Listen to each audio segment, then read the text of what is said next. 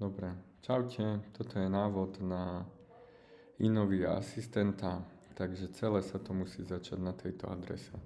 Na to, aby ste mohli ísť ďalej, potrebujete mať zaplatenú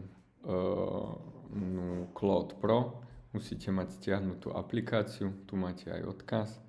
A celé sa to bude diať v Coworku a nie v čete a musíte mať Inovia účet, čo asi všetci máte.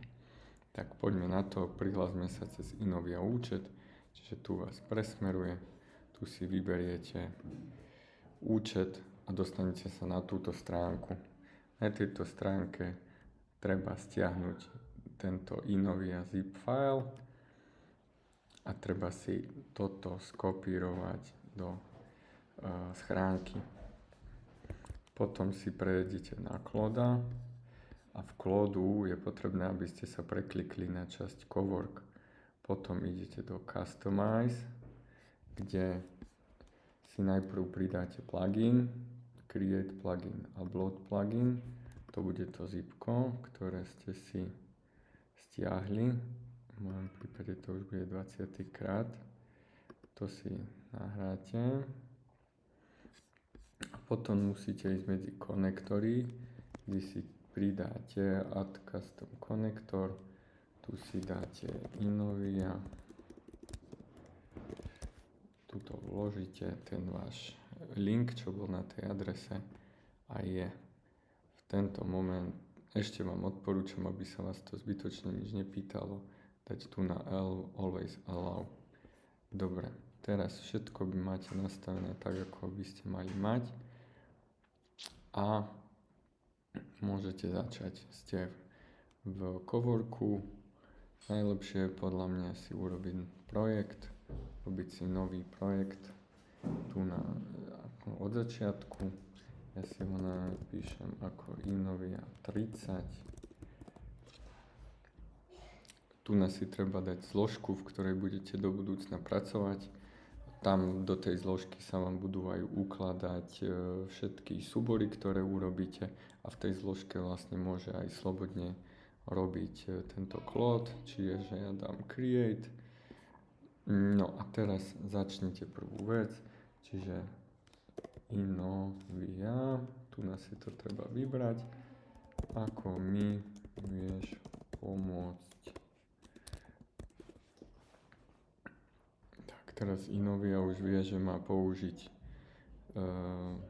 všetko, čo ste nainštalovali, že treba chvíľku počkať.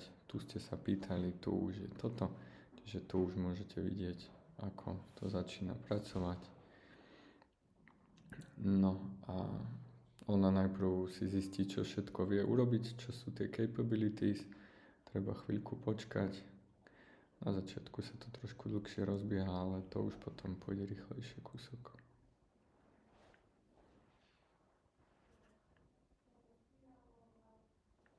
Super, takže vidíte, toto všetko už vie naša Inovia. Môžeme kľudne urobiť vzorový príklad. Čiže ja dám Inovia, mám narodeniny a oslavil som to s kolegami. Urob mi post na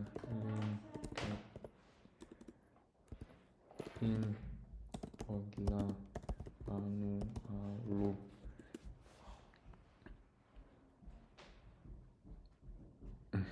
OK, dal som preklep. Uvidíme, či to pochopí. Čiže on si zase teraz pozrie, uvidí, že má použiť nejakú tú funkciu. Tá funkcia bude zrejme ten marketingový manuál. On vie, že marketingový manuál LinkedIn súvisí a teraz by mi malo vrátiť LinkedIn.